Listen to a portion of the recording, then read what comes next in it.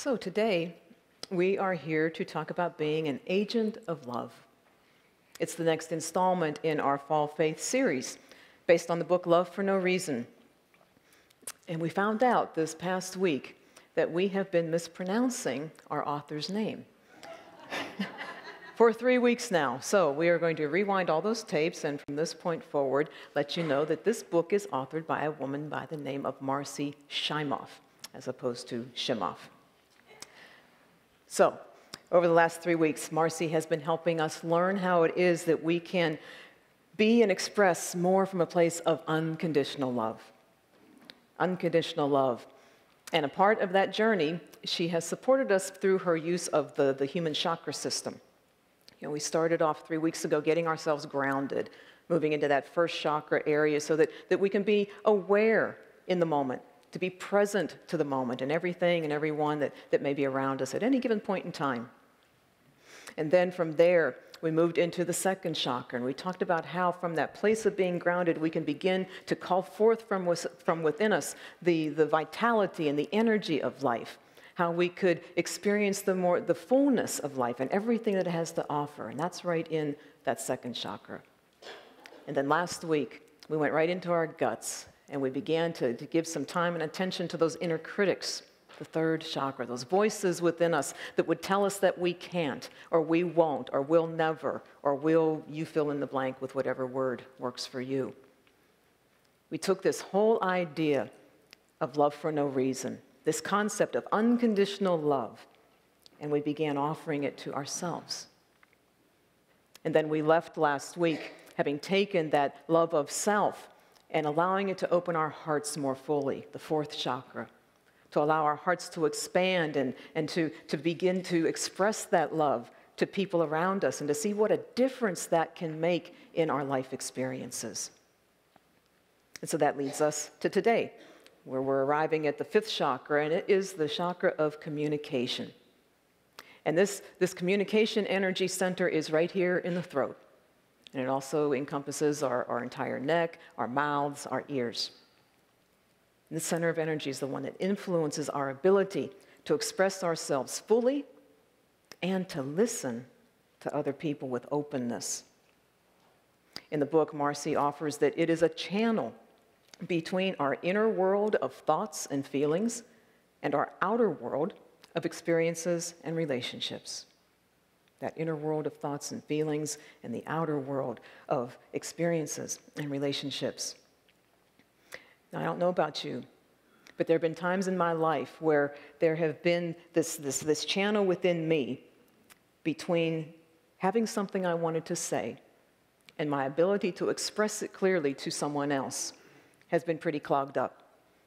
And what eventually came out on the other end was just a mess. So how do we get this channel of communication unclogged? Well, Shimoff offers us 2 suggestions. She says, first of all, speak authentically.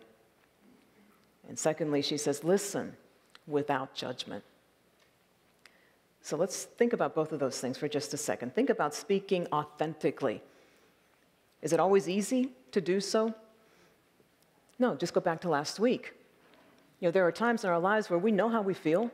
We know what we believe, we know what we want to say, and as soon as it gets to here comes the inner critic saying, how dare you feel like that?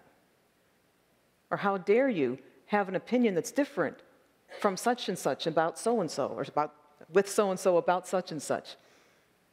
Or that voice that says, you're never going to find the strength to say how it is you really feel and what you really think. And then think about listening without judgment. Think about when you are listening to someone else. Aren't there times when they're talking to you and you're already forming your response in your mind? Or maybe you're starting to get up your defense of whatever your position might be that is different from the one that they're expressing to you. Think about those times when your mind just wanders off. Maybe it's to your to-do list or something, and so you end up missing half of what is being said to you, which can really muck up the exchange and perhaps even damage the relationship. Now, is it any wonder that at times this channel of communication can get clogged up? Well, Marcy says it doesn't have to. And I'd like to agree with that. So we're going to take a closer look at those two keys that she offered to us today. And the first key was to speak authentically. In the book, she titles it, Speak the Language of Love. And she says that speaking authentically means that you express yourself with an open and vulnerable heart while maintaining your strength. And she offers us 4 ways in the book as to how we might do that. And the first thing she offers to us is to appreciate others. You know, to just speak words of appreciation to someone else, it opens our hearts. It sends forth the love of that appreciation to another person.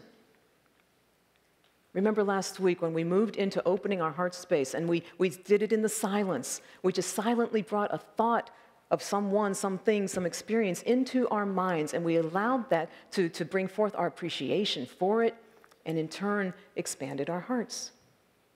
So today, think about how we can put the power of the spoken word behind those thoughts and express them vocally. Think about how much more the heart can open and how much more love can be offered to the person with whom you're in that exchange. You know, look at the calendar right around the corner. It's Thanksgiving. And many times, families and friends will come together around a table to share that meal, and they'll also share things that they're grateful for. And they might also share something about each person around the table, something that they appreciate about them. And I know here at the ministry, oftentimes when someone leaves the staff and moves on to whatever's next for them to do, or our board members and their time of service on the board of directors, we do sit in circle, and we will go around that circle, and each one of us present will just say one thing. Although we have a litany in our minds and in our hearts, we just share one thing that we're appreciative of with regards to that other person. Appreciation is a powerful tool to speak and communicate authentically. A second way in which we can speak our truth and to speak authentically is to speak our truth, to really say how it is we're feeling. Sometimes, and I'm included in this, we tend to bottle up our feelings, or we just bury them. Or maybe we become the peacemaker and just say whatever is expected of us or what we know the other people want to hear. But you see, when we're doing that, all we're doing is clogging up that channel of communication. And personally, I believe that sooner or later it's going to blow. And it's not going to be pretty when it does. Now, that doesn't mean that we just go off blurting whatever's on our hearts and in our minds when we're in a state of emotional charge either. In fact, when we're in a state of emotional charge and emotionally charged feelings, the best thing we can do is be quiet. You know, just take a breath or 2 or 3 or 4. Maybe remove ourselves from the circumstance or the situation that's around us. Ground ourselves again, move into our hearts and let them open. And then, from that place, speak authentically with the purest of intentions and of personal truth. Now, my greatest lesson in speaking my truth and not doing it while emotionally charged came a little over a year after I was divorced. And that would put me like in early 2004. The divorce was in 2002, and it wasn't amicable. And in the months leading up to that process, my ex-husband and I engaged in numerous emails that were just filled with anger and hurtful words and distrust and a whole lot of negativity.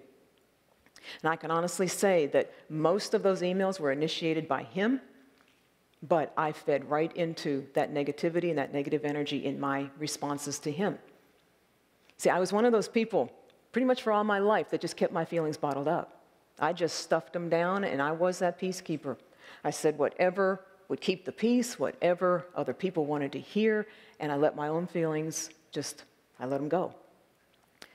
But when I finally decided that I could no longer be that peacemaker or that complacent Eileen that so many people thought I was, well, remember I said before, the clogging is going to blow? Well, it blew. And what came out was not pretty at all. And my ex-husband's emails were a big catalyst for that to happen. But thankfully, that didn't last long because I learned how to let go of the negativity. I learned how to show up differently in my life and still be able to communicate my truth. And so I simply just stopped responding to his emails. And eventually, he stopped sending them until that spring of 2004. I got an email from him, and the wording in it to me, came across to me as basically demanding that I meet with him because he had something that he wanted to share with me or talk with me about. And so I agreed. And I agreed to meet him at a coffee house, and we sat down, and he began to tell me what it was he expected of me in the months ahead. Now, the divorce was final 18 months earlier. So I just sat there and I listened, and he proceeded to pull out papers and diagrams and spreadsheets, and he just put them on a Bible. Bless his heart.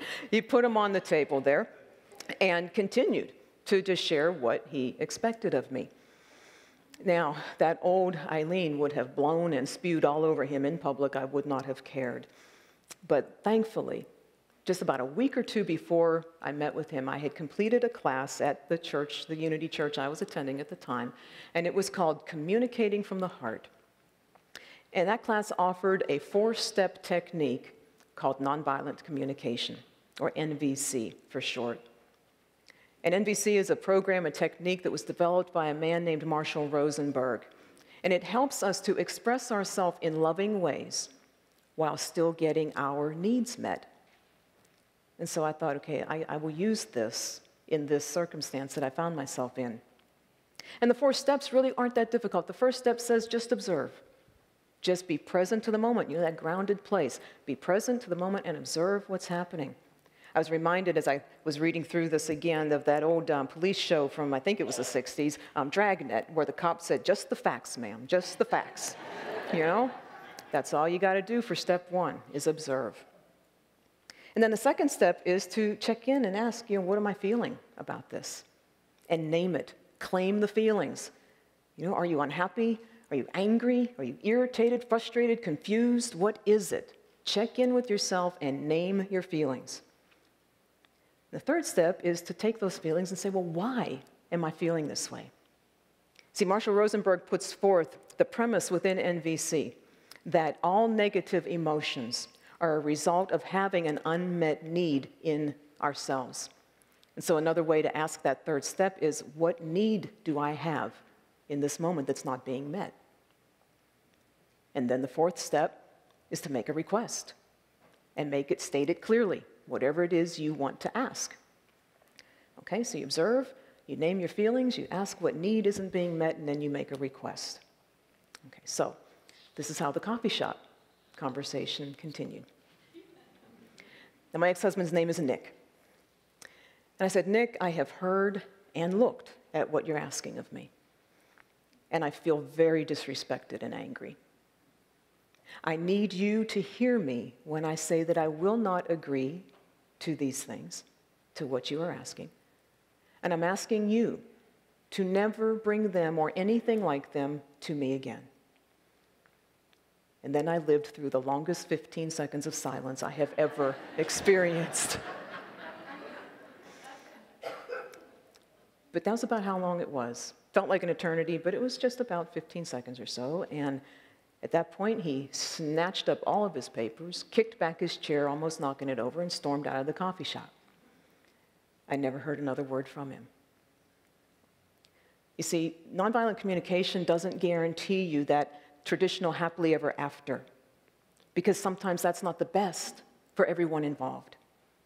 But what it does promise you, what it does guarantee you, is an opportunity to speak your truth from a place of love and to get your needs met. See, I didn't go to see him at that coffee shop to have a reconciliation with him as a husband. See, I went there to listen and then to speak my truth to him without any ounce of anger or negativity or that horrible energy that can come up when you're in disagreement with other people. And when I left that coffee shop, I was filled with peace, and I felt as strong as a person and as a woman that I had ever felt in my life. Now, if you would like to learn more about NVC, about nonviolent communication, and how it is that you can use it in your lives and in your relationships. We're offering a 3-part class series that begins today, this afternoon at 1 o'clock. We have 2 congregants, very long-time members, huge volunteers throughout our community here, Jan Stanley and Heidi Darrow. They're going to be offering this class series, and these 2 women, they live NVC every single day of their lives. It is a huge part of their passion in life.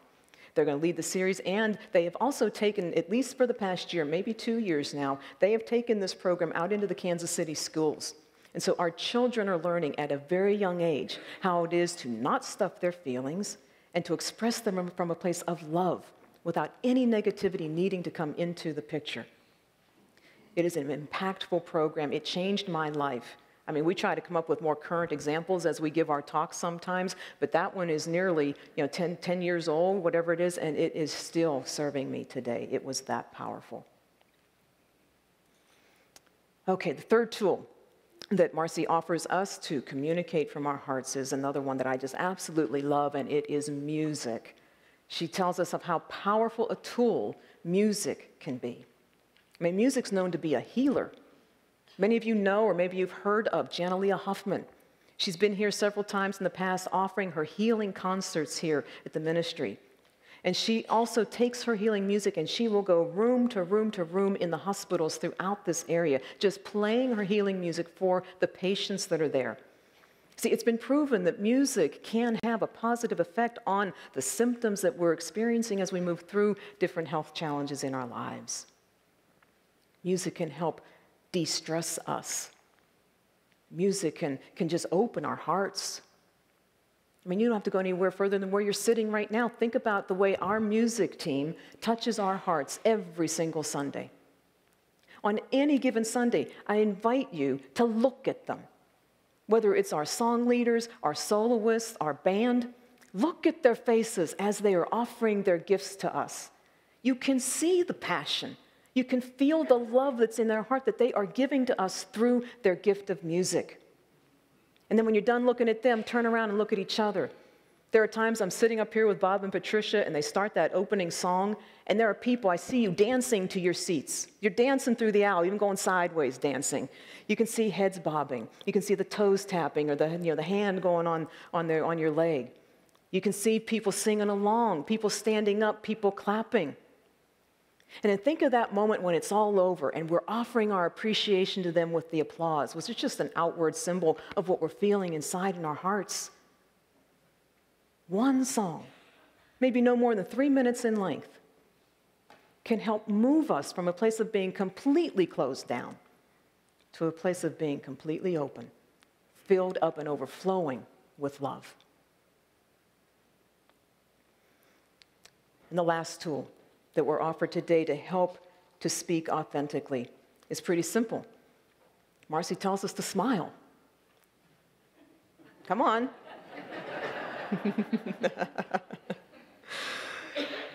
Haven't we all heard it said at one point in our lives that it takes so many more muscles in our face to frown than it does to smile?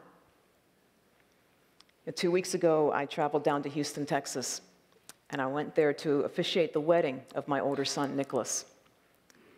And at the same time that I was there, I was able to spend more time with my new granddaughter, Macy, my son Christopher's 2-month-old baby. Now, between the honor, the absolute honor that it was to officiate my son's wedding, and the fact that I got to hold little Macy and feed her and change her and just love on her for over a week, I mean, I couldn't help but have a smile on my face. I was smiling just about the entire time I was there. And other people started to be affected by it. They started smiling. They started to share their stories of grandmotherhood or family weddings or whatever joyous celebration may have occurred in their life. It was absolutely contagious. And smiles can be that way. But I also know that sometimes we don't want to smile. We don't want to smile. We don't feel like smiling.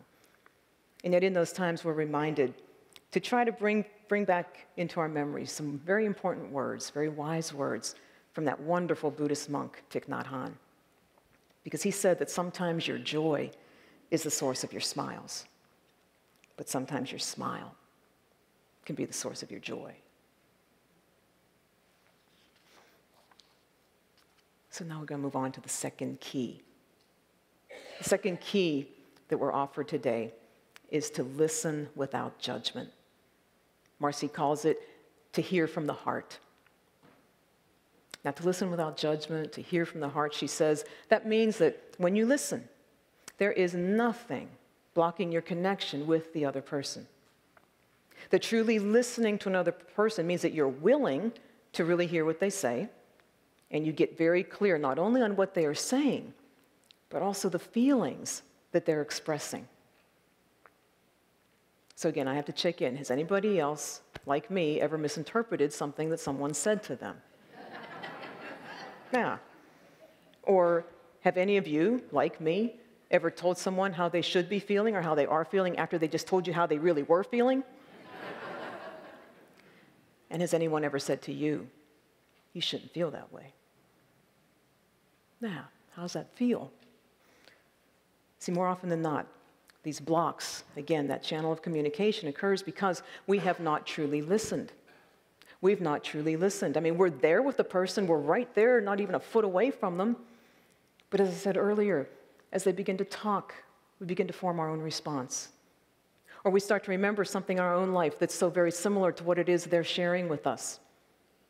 Or maybe we're wondering what time the grocery store is going to close, and is this conversation going to end in time for me to get to where I need to go?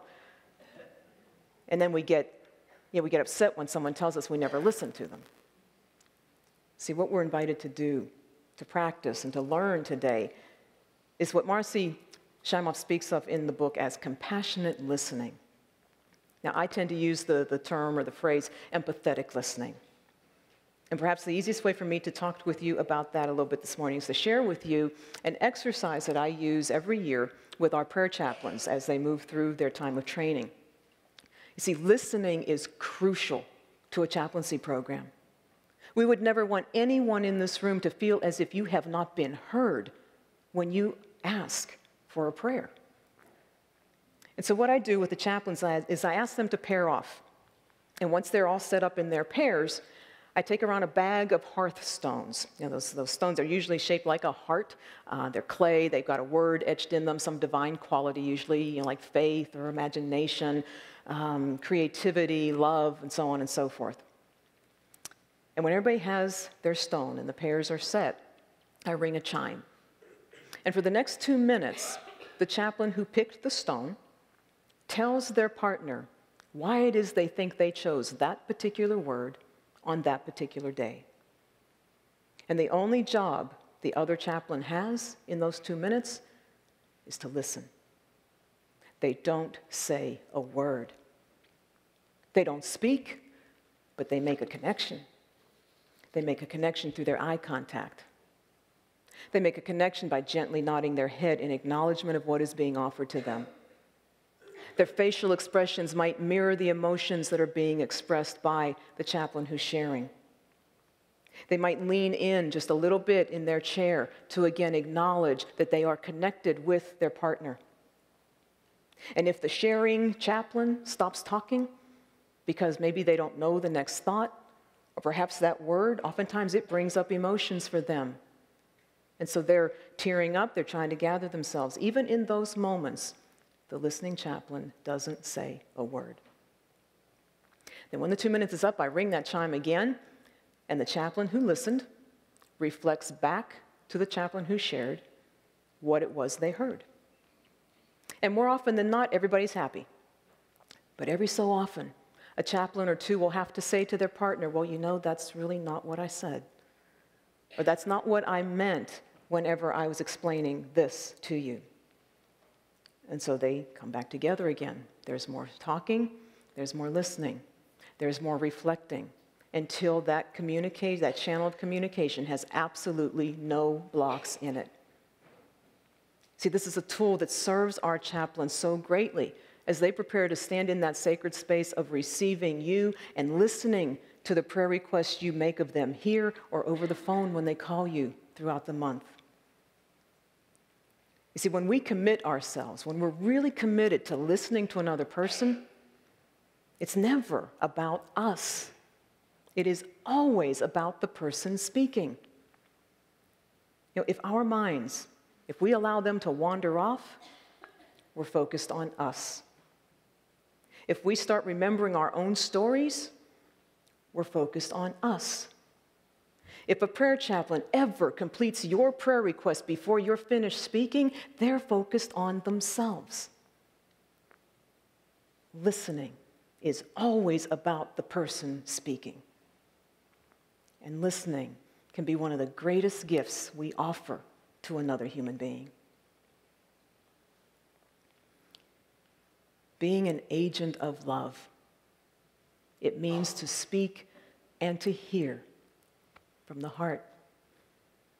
And we've been offered several tools today to help us do that more often, more consistently. And there's a very powerful intention that's underlying and is the foundation for these tools that we can build upon. And that foundation and that intention is in the words of our weekly prayer affirmation. And so as they bring it up on the screen, I'd like to ask that you say it out loud with me together. I am an agent of love. I listen and speak my truth with authenticity, empathy, and compassion. And I'm inviting everyone to really focus on those last three words: authenticity, empathy, compassion. If each one of us can truly speak and express from that place for just 30 minutes total over this next coming week, I can't even begin to imagine how much more love there would be in the energy field around us. It is a powerful, powerful place to speak your truth from that place of grounding. In Marshall Rosenberg's book, Nonviolent Communication, there's a poem that's written by Ruth Biebermeyer, and I'd like to share a portion of it with you today to close our lesson. And she writes, I feel so sentenced by your words. I feel so judged and sent away. Before I go, I've got to know, is that what you mean to say? Before I rise to my defense, before I speak in hurt or fear, before I build that wall of words, tell me, did I really hear? Words are windows or they're walls. They sentence us or set us free. When I speak and when I hear, let the love light shine through me. When you speak and when you hear, let the love light shine through you. God bless you.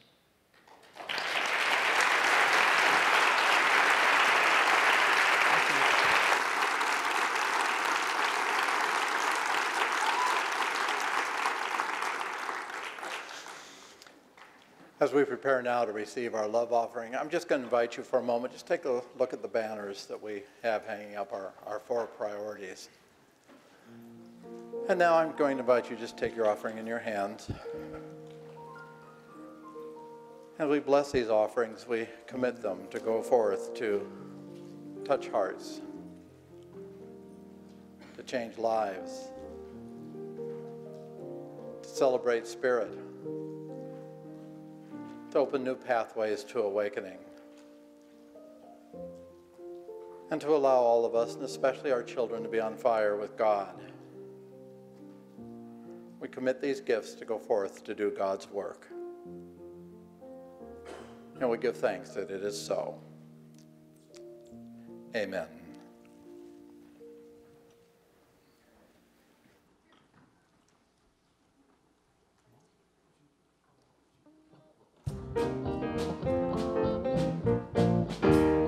Religion is kindness, my church is nature, my God is a feeling, lives deep inside. My job is to be conscious, my path is forgiveness, my religion is kindness, I practice it every day.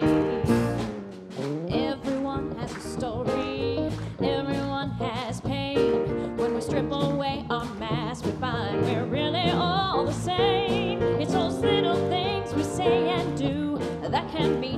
much. It's a smile on connection, a simple loving touch. My religion is kindness, my church is nature, my God is a breathing, lives deep inside. My job is to be conscious, my path is forgiveness. My religion is kindness, and I practice it every day.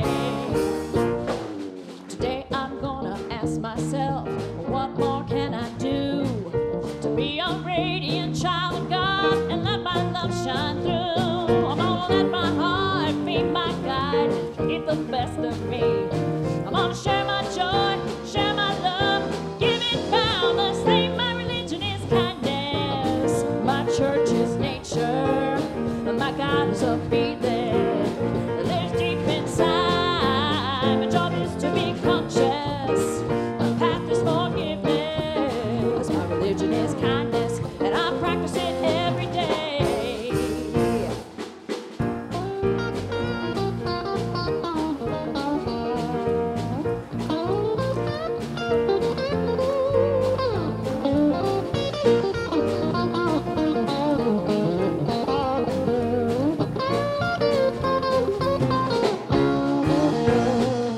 Jack and Jill go up the hill, fetch a pail of water. Jack fell down and broke his crown, and Jill came running after. Said, Jack, tell me, what can I do to help you ease your mind? Said, hold my hand and just be kind, and I know